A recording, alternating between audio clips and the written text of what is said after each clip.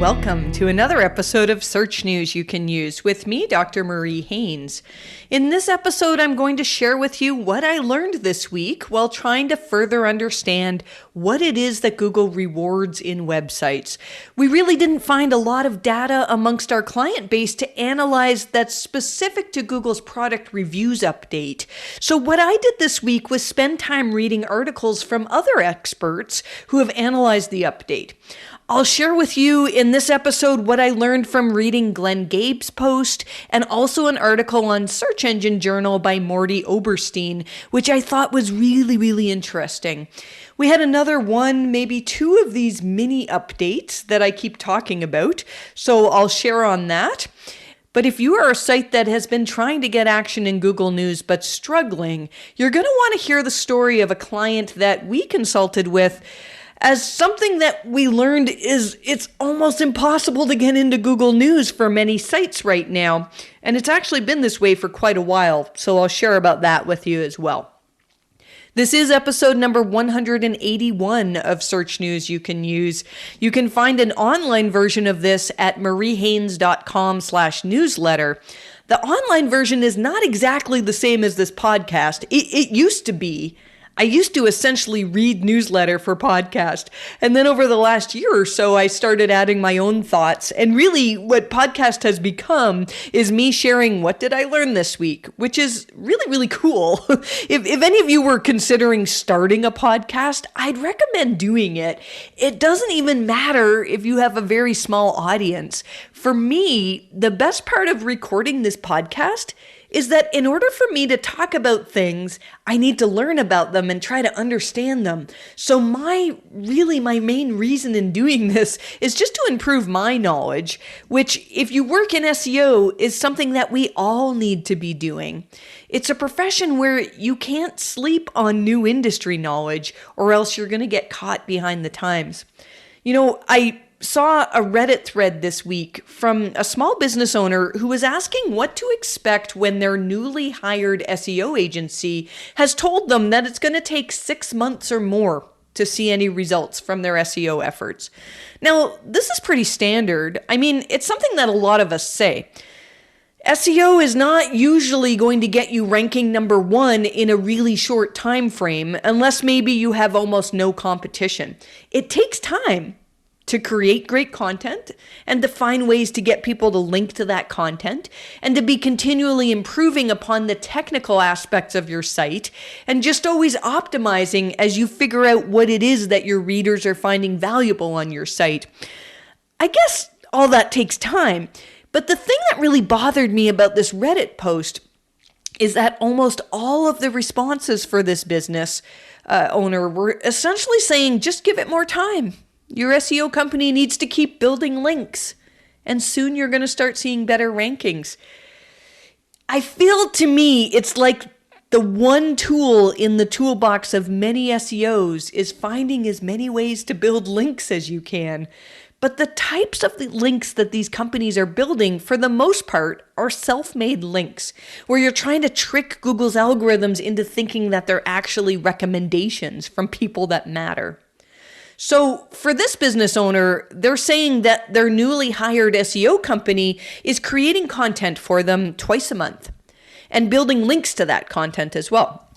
And they've been doing this for a couple of months, and the site owner's seeing almost nobody click on those links that are pointing to their website.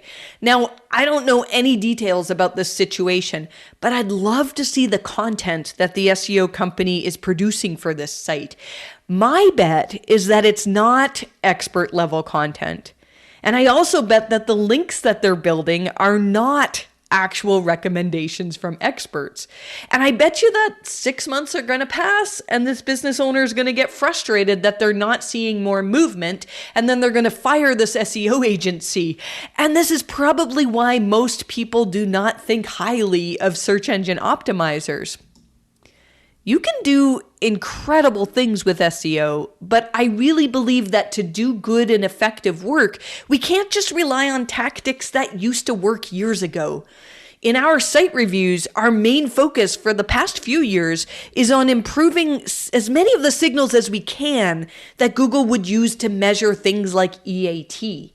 We recommend ways to either get more authoritative authors or improve the recognized authority of your current authors. We talk about cleaning up reputation issues around the web. And what we're really starting to pay attention to now is understanding how Google recognizes when a page has done a good job at meeting the needs of searchers. I'll likely be sharing more on this in the weeks to come. I spent a lot of time this week reading eye tracking research studies about how searchers read online. Almost nobody reads an entire article or a web page from top to bottom anymore. Yet I think that many of us often write content under the assumption that every word is going to get read by the searcher. And when you think about it, that's really writing for search engines, not users. One of the reasons why I was doing this research was that we're starting to notice some patterns amongst pages that performed well, either with the product reviews update or with these mini updates that we keep talking about that have been happening all throughout 2021, where we're actually able to recognize that the page that did well with these updates actually captured the reader's attention faster. And that can look different for every page that we look at. Sometimes, something that Mordy Oberstein noted in his article on the product review update is that many pages that are seeing positive effects as a result of this update had something at the top of the post, like a table of contents or a bulleted list. And I'm seeing the same thing too. Now, I'm not saying that every single page on the web needs to have a table of contents or a bulleted list at the top of the post, but I think that in a lot of cases, that can help your readers to understand the value that's on this page before they've actually engaged with the page. We have to remember that when people engage with a page, they don't read every word from top to bottom to figure out whether this is a valuable and helpful page for them. They skim things like headings and hyperlinked words and interesting standout features like bulleted lists. So right now, we're working on recommendations for clients of ours that we're doing ongoing work for. And then eventually we'll probably produce either an article or, if it's big enough, maybe a white paper with general guidelines for improving your content so that it does a better job at meeting the needs of searchers. So let's talk more about the most recent known and announced Google update, the product reviews update. Last week I spoke on this in podcast, and 2 weeks ago I went into great detail about Google's blog post where they ask specific questions that you should be asking yourself if you have content on your website that is in the form of a review. Basically, content that helps a searcher make a decision when they're trying to either buy a product or engage with a service. Now, the two articles that I read this week on this update, one was from Gabe on his website, and another again was from Mordy Oberstein on Search Engine Journal. Both of them mentioned how similar they felt the product reviews update was when compared with the December core update. Glenn and Mordy both share examples of sites with massive surges or declines in traffic, either starting on April 8th, which is the day that the product reviews update started rolling out, or at some point in the 2 weeks following that. If you missed it, the update finished rolling out on April 22nd. And this type of massive surge, the type of thing that I would call hockey stick growth, which, by the way, it looks like the Leafs are going to clinch a playoff spot this week, which is not something that usually happens. It's usually right down to the last game or two of the season for us to actually find out if we're even going to make the playoffs. So go Leafs, go. This is great stuff. So this hockey stick growth, or in some cases dramatic drops in traffic that Glenn and Mordy are both talking about, is really, really significant. Although, again, I find it really interesting that we personally don't have any clients where I'm seeing the same.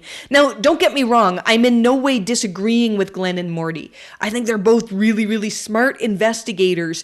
And I pay close attention when somebody who studies Google's algorithms has insights to share. I kind of wish more of us did this. I think the SEO community is so quick to criticize when we get out there and we start saying, look, I'm seeing this, where it discourages a lot of us from actually writing posts like this. So thank you, Glenn and Mordy, for putting this out there for all of us to read. Something that I thought was really interesting from Glenn's post was that he noticed surging traffic in some sites that have been hit very heavily with the December core update. And the surge started at some point during the last 2 weeks where Google was releasing the product reviews update. I think it's reasonable to assume that these increases were because of the product reviews update, but I still think that there's something else going on, as so many of the sites that are affected had little or no content that could be considered review content. What's interesting about this observation is that Google has told us that if you are affected by a broad core update, and if you make changes to improve the quality of your site, you're not going to improve your rankings and traffic dramatically until Google runs another core update.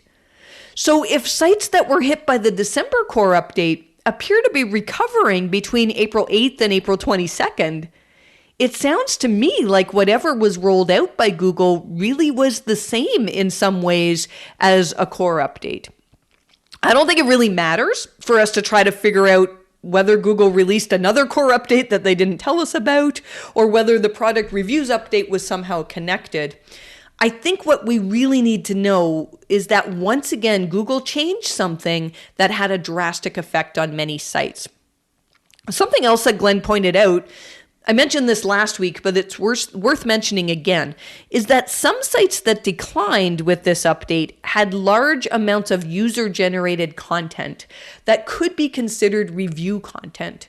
So if you have a website that talks about a particular product and then has people leaving recommendations and comments and maybe concerns about that product, and all of those things can maybe help inform people's opinion about the product itself and whether or not they want to buy it or engage with this service, then all of these comments can be factored into Google's assessment of quality for this site.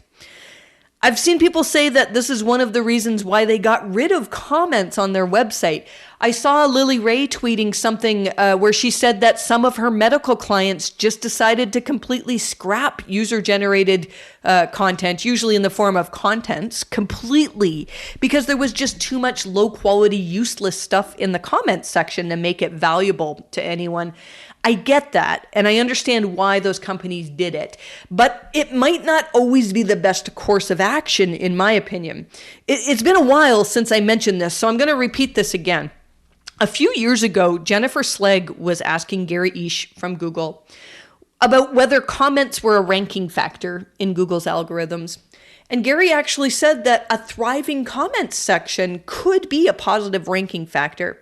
Now, I don't have the quote right in front of me, but he said something to the effect of, if links and content were considered a 5 in terms of their importance in Google's rankings, then maybe comments would be considered a 1 when it comes to being a ranking factor. So not vitally important, but still could affect your ability to be able to rank well.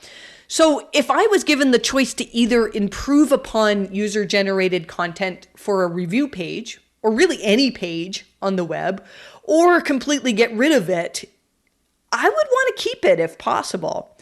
The thing is, though, that it needs to be highly moderated. So if you have a comment section on your page that's getting spammed, or maybe where your users tend to leave bad advice that would contradict expert consensus, then yes, it might make sense to remove comments from your pages. I think what would be even better, though, is to engage with those comments and kind of show why you feel that they're wrong. But I understand, again, why this can't be done, especially for websites that have massive amounts of content. I'd encourage you to read Glenn's article, and especially the part where he talks about the example from Wirecutter. And he shares how it ticks a lot of the boxes from Google's recommendation in their blog post that, again, we talked about a couple of weeks ago. There were a couple of other observations that Glenn made that I thought were interesting. He speculated that affiliate sites that were overly aggressive with their drive to push the user to click an affiliate link could be negatively affected by this update as well. Now, again, just to repeat, we really don't have clients that have been drastically negatively affected by this update. And the ones that I could find, their changes really started before April 8th. And so, it's hard to say whether they're affected by product reviews. No, if they started before April 8th, or what I keep saying is that Google is doing something else here, that Google's pushing out little mini updates, and each one of these seems to mark an advance where Google gets a little bit better at understanding the intent behind a keyword and the pages that are relevant to that keyword.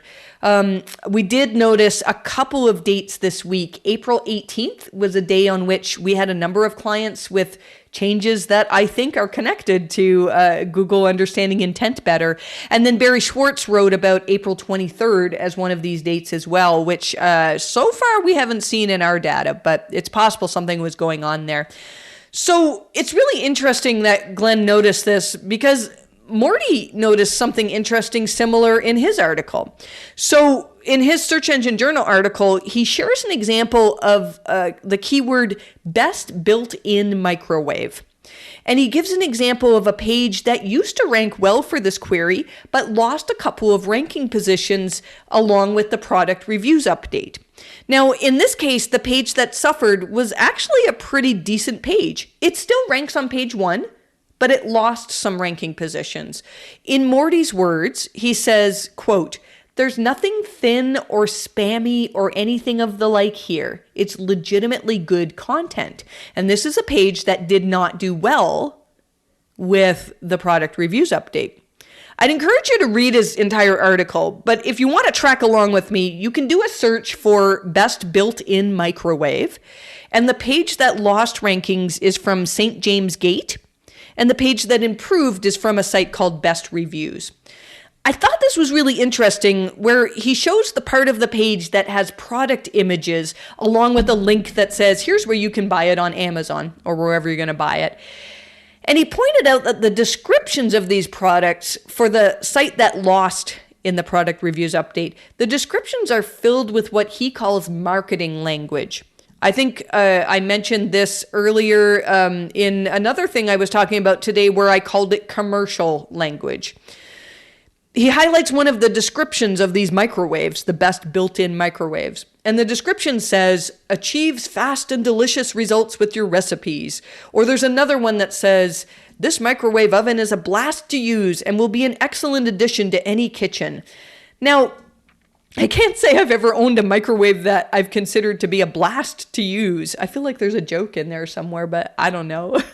I don't know if you guys caught on Twitter. Yesterday, my youngest, who's 8, got hold of a joke book. And she told this joke. She said, "Hey, is the pool closed?" I said, "I don't know, is it? We don't actually have a pool, but hey, I'll go with the joke." She said, "It depends." I'm sorry to laugh at. Such a corny joke. But seriously, who describes a microwave as being a blast to use? This type of marketing speak doesn't really do anything for the reader. It doesn't help the reader in any way. Mordy goes on to say, it's obvious what the site is trying to do with the content here. It's a sales pitch. And then he looks at the page that actually did well. This is the page from Best Reviews. This page also has images of different built-in microwaves, but instead of a packaged, cold-sounding sales pitch under each one, what this site does is describe each microwave in a way that you'd kind of do if you were talking to your friend who just asked you which microwave you'd prefer. For example, one microwave is described as this: an attractive microwave that's available in more finish options than other models in our list and falls on the lower end of the price spectrum. This actually gets me some practical things that I can use when I'm trying to make my decision if I was going to buy one of these microwaves. It's hard to quantify that, though. It's hard to make a rule that you can use across all of your pages that would improve this type of content. I really think that what Mordy was trying to communicate here is that it seems that pages that performed well in terms of recommending products or helping researchers make buying decisions are ones that actually addressed the questions that users are likely to have. He pointed out examples of pages that won that included buying guides. Something I've noticed that's not specific to the product reviews update, but more on pages that improved with one of these many mini updates that we really feel represent Google better understanding intent and relevancy, is that the algorithms are now preferring many sites that help the user to find the answer to their question faster. It's not just about authoritativeness. Now, Glenn noted in his article that in a lot of cases, it was the authoritative websites that were the winners in this update, but not all. I really think that this can be connected to Google trying to do a better job at meeting the needs of searchers. And if you've been following along with me over the last few weeks and even months, this has been a big theme in Google's changes that they're making. When the Quality Raters Guidelines last updated publicly, which was October of 2020, Google added more information to help the raters to understand whether a searcher's needs have been met. And last week I shared a quote from Frederick Deboo from Bing, where he predicted that SEOs are going to have to change from making keyword research the cornerstone of their work for optimizing pages to now be doing research on user intent. Again, we're kind of early in understanding this, and I think when as SEOs we talk about intent optimization, we're really talking about in the past, we talked about very broad buckets. I've seen some SEOs that are starting to classify whether pages on their site are meant to meet informational intent versus transactional intent. For example, if you notice that you're trying to rank a product page and every site that is beating you for these keyword rankings that you want to rank your product page for is basically an informational article that has no commercial intent, then it's going to be really hard for you to get in there unless you actually have an informational article. But what I really think that we need to focus on even more is micro intents. Things that a tool might not be able to tell us. We're trying to figure out why searchers would land on this page, any page that we're trying to optimize, and how we can best provide the answers that they're searching for. I looked at one of our clients this week who had lost rankings to a particular page for one particular very important keyword. So our client is still ranking on page 1.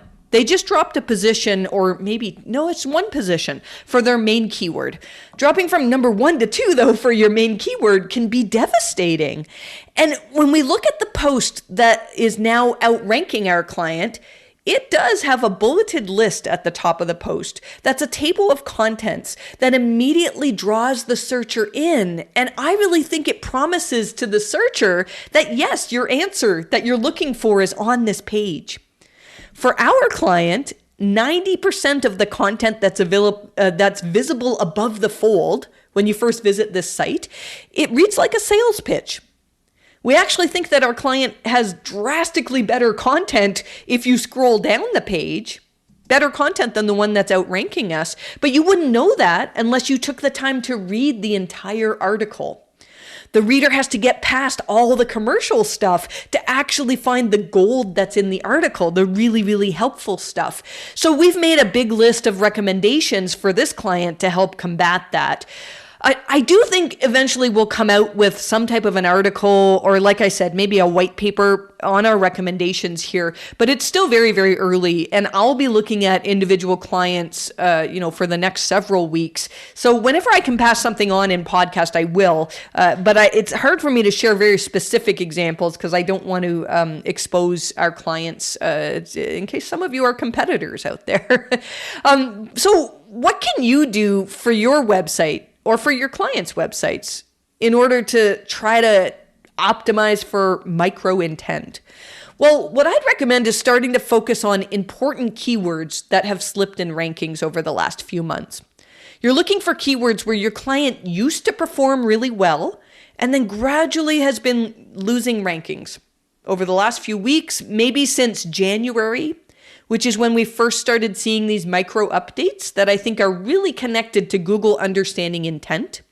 And then you need to look at these pages from the perspective of somebody who has no clue what they're going to find on that page. It's not enough to say, well, look, if you scroll 3/4 of the way down the page, we have way better information than everybody else. What we're trying to do here is convince readers within a few seconds of landing on this page that yes, first of all, this website has appropriate EAT to be advising them on this subject. And then secondly, to be able to convince the reader very quickly that there's quality content on this page that would be worth their effort spent to engage with it. I should also mention that we had a couple more of these dates that we've been calling mini updates, where we've been seeing a lot of movement that really looks typical of what we see when Google runs a significant update. We have a lot of clients with changes on April 18th, and Barry Schwartz wrote an article saying that a lot of us are noting significant ranking changes starting April 23rd. He speculated maybe this is connected to the product review update, although that ended April 22nd.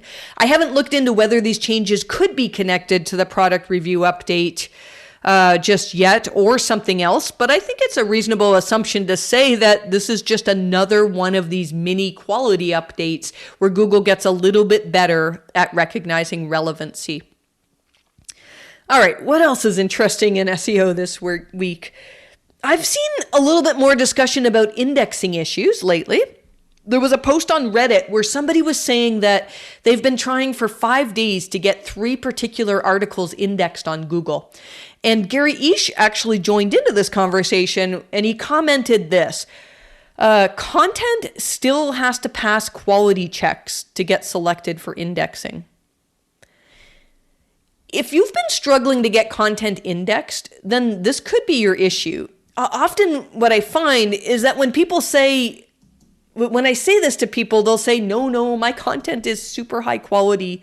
It really should be indexed. But often when we look at these posts, we can see issues that are pointed out in the quality raters guidelines as a sign of low quality. Some of these articles we've looked at have had grammar issues.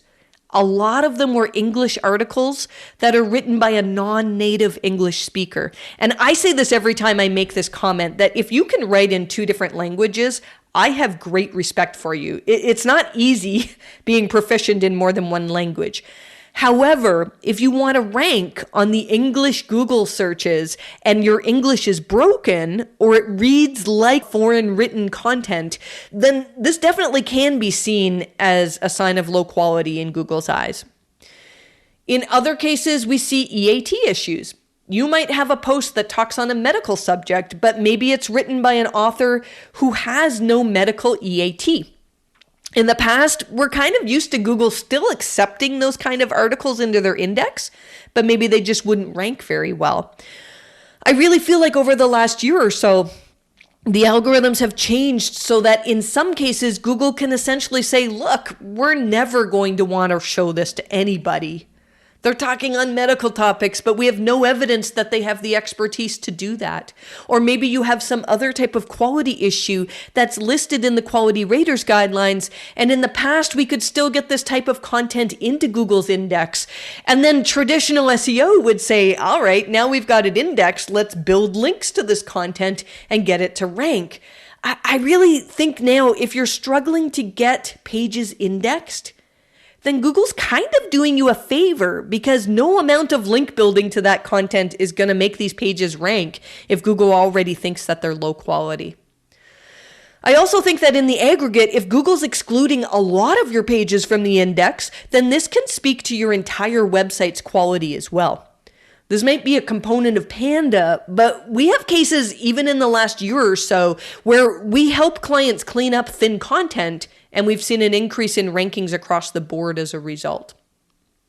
Let's actually talk about this idea of Google having a quality score for your website. I was just reading this article by Bill Slosky about a patent that Google has that Bill called website representation vectors, which Google can use to classify things like expertise and authority. It gets kind of deep and complicated, but the gist of it is that in this article, Bill talks about the this thing that Google calls a quality score, or potentially multiple quality scores. Here's a quote from the article. The patent explains how it might further classify websites based upon whether they meet thresholds upon quality scores. Now, it doesn't go into specific details about what the score consists of, but Bill says that Google's been granted several patents about quality scores. I really think this is connected to several aspects of EAT, especially trustworthiness. We talked a lot in the past about how Google doesn't want to rank websites that contradict scientific consensus, for example. An example of this would be a website that speaks mostly on alternative medical topics that maybe aren't highly backed up with scientific research. I think that if you have the odd post like this, it probably just gets ignored by Google. But I also think that if a huge part of your website contains information that looks like medical advice, but Google has a lack of other information in their knowledge graph that supports the ideas you're trying to push forward, then this can affect your quality score as well. I should qualify this by just saying this is my thought. We don't know this 100% for sure. And that's why a couple of years ago, we created a white paper on our recommendations for medical sites that have this type of content. We've had pretty good success in trying to improve upon the quality of this content by adding references and sources and alternate expert viewpoints. And maybe sometimes we move parts of this content to its own subfolder or own subdomain, amongst other things. I think that doing so can change Google's quality score for that section of your website, or perhaps for your website as a whole. There's a lot we don't know here, though. I think the take-home point is if you're struggling to get content indexed, then yes, you should look at technical things. I've seen cases where people say, oh, this one page can't get into Google's index, and it turns out that maybe they've used the URL removal tool in the past to get it out of the index. Or I've seen other cases where people say, I've tried everything to get this page indexed, and it turns out it's blocked by robots, or in some cases even has a no index tag. But in most cases that I've investigated, there really isn't a technical reason for these pages not to be in Google's index. So if you're struggling with getting pages indexed, then I really encourage you to read Google's Quality Raters Guidelines. We do have a guide that we sell with our recommendations based on what myself and my team have pulled out of the QRG, as we've been studying this for over 4 years now. But I really think that most sites that are struggling to get content indexed have serious site-wide quality issues. And sometimes those can be hard to pick up. I'm not talking about technical issues. I'm talking more about things regarding EAT and the quality of the content itself. Now, with all of this said, right as I'm prepping to record this podcast, Google just tweeted that they have a new program that they're launching where you can report weird indexing issues to Google. This is only available in the US right now, and apparently you can find it in the index coverage report of Search Console. There's going to be an option to report indexing issues to Google. I think the result of all of this is going to be Google patting themselves on the back saying, yep, all these pages that are being reported as not being able to be indexed are pages we don't actually want in our index. But I do think it's really cool that Google's asking for examples. It sounds like they may want to make sure that there isn't a problem on their side.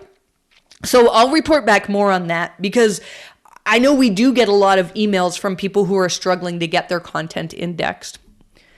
All right, we do have a sponsor for this episode, so I just want to take a couple of minutes to talk to you again about Sitebulb. Sitebulb takes crawl data and automatically applies over 300 checks to it. They identify patterns and common SEO issues and opportunities to explore further. Sitebulb provides reports that prioritize things so that the most important issues are front and center in your audit workflow and enabling you to focus your time on the most significant areas.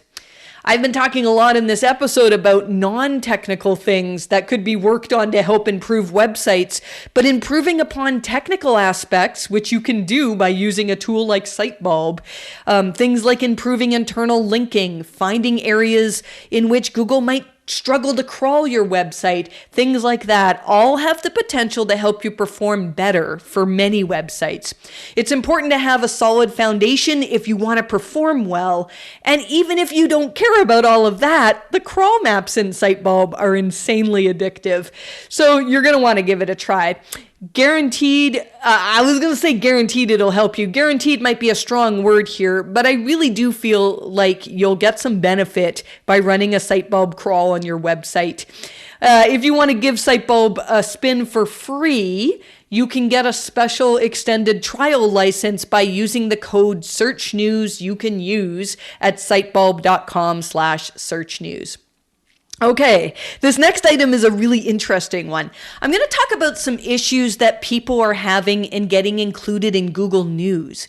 Now, I'm a little bit hesitant here because in all transparency, I do not personally do a lot of work with Google News rankings. However, one of MHC's lead auditors, Alec Brownscombe, runs a successful sports website that does really, really well in Google News, and he also consults with several clients that have a Google News presence as well. I joined him on a call with one of his clients this week, one of our clients that were trying to figure out why they couldn't get any traction in Google News. Now, one of the things that we noticed is that if you go to Google News and you do a site colon search for this client, it returns a whole bunch of pages on the site that really should be included in Google News. When you do that search, you can kind of think, yeah, the site is included in Google News. I've seen other people too that say, yeah, I'm in Google News. If you do site colon search, you can see that my site is there. However, for this client and for others, we're not the only ones that have this problem. Anything other than a site colon search returns nothing. We can search for the title of an article, like a unique title of an article. We can search for quotes, we'll put text in quotes from our article, and Google will not return our client. And this is happening for other clients as well. If you're seeing this for your website, that you can see yourself in Google News on a site colon search, but pretty much nothing is actually ranking when it comes to keywords or text from the pages themselves, then you probably have not been accepted to Google News.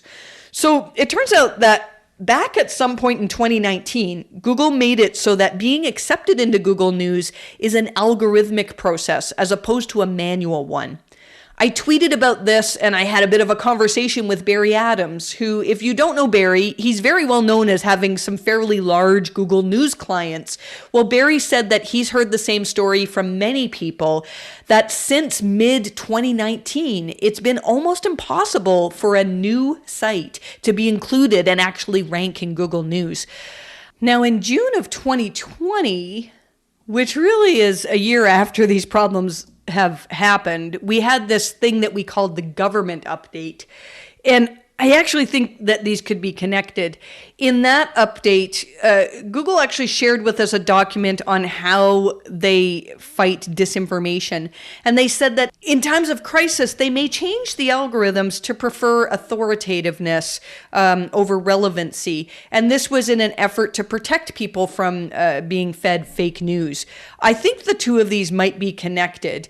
Not that this all started in June of 2020 when the government update happened, but just that we know that there are times where Google may decide that they're going to, just be super cautious in what they recommend in terms of a news site. And I think that most would agree that we still are in a time of crisis in the world. I think things are getting better in a lot of places. I hear stories of towns opening up and vaccines appear to have good effect. We're still in lockdown here in Ottawa, although our numbers are going down, which is really good.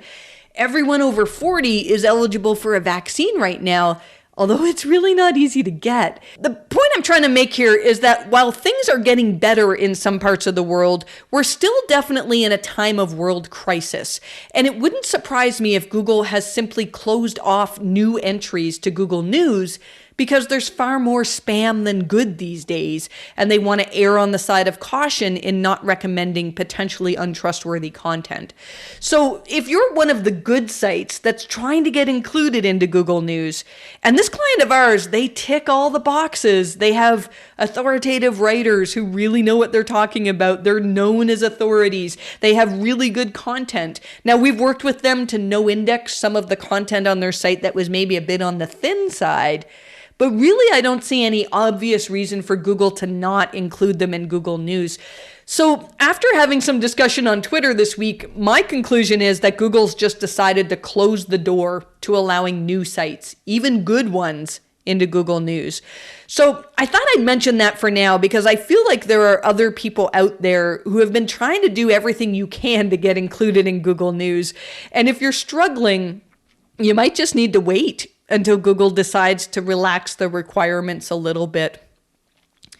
I think that's probably a good place to stop blabbering on at this point. We have some really, really good stuff in newsletter that I have not covered in this podcast. Something I really want to do to dig into is the most recent Help Hangout. Gabe pulled out a section about what John says about authors and entity recognition. So one of my tasks for tomorrow is to go through the most recent Help Hangout and give my thoughts on the things that John has recommended. Another thing I should mention is that it does look like there's been a lot of variability in local rankings over the last week. We included this in newsletter as well, Bright Local's ranking flux tracker, which shows that there's been a lot of movement recently with Google's local algorithms, maps rankings. I struggle with how to report this now because I've always wanted to be knowledgeable about every algorithm change that Google makes that could impact our jobs as SEOs. One of the things that's been happening is that I've been studying less and less about local algorithm changes because at MHC, we don't really do a lot of local SEO at this point. We may in the future, though. We've got potentially some plans. So if you're in local spaces, just know that something is going on here. I haven't investigated it thoroughly. There are a lot of good resources for learning about this, but one of my favorites is Joy Hawkins' local search forum. I think it's just localsearchforum.com. I'd recommend that for sure if you're trying to get more information on that. All right, I think that's probably enough for today. There's a lot going on in the world of SEO, and I feel very privileged to be able to share my thoughts with you on how we're dealing with understanding Google's changes in their algorithms these days. If you found any part of this podcast episode helpful, I'd love for you to leave me a like or a comment on whatever platform you're listening to. On most platforms, you should be able to subscribe if you'd like to be notified each week when we come out with a new episode. I'm off to play some Fortnite after this. It's a rainy day, so no gardening. I've been doing gardening pretty much every day after work, which is awesome. But instead, I'm focusing on improving my side jumps. I know most of you have absolutely no clue what that means. It's just me trying to be good at Fortnite. Fortnite is like 3D chess, but way more complicated. I love it so much. And it's such a good way to clear my mind when I've been trying to figure out what Google is doing. It's virtually impossible to figure out Google and win a Fortnite fight at the same time. I don't know what you do for fun, but video games are a great way for me to relax, and I highly recommend it. Thanks so much for listening, and I wish you the best of luck with your rankings.